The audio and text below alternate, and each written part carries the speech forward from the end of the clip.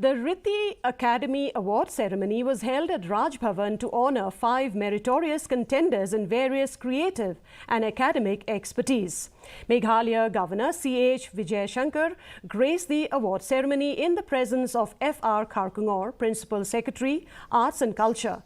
The recipient of the award are Mervyn Jude Mukhim in Performing Arts, Iban Kantiu Mauri in Media, Professor Marco Babit Mitri in Literature, Alicia Pingrop in Music and Shanborlang Kharbudon in Visual Arts. The Governor lauded the effort of Riti Academy and urged upon the concerned government departments to encourage such endeavour to promote local youth.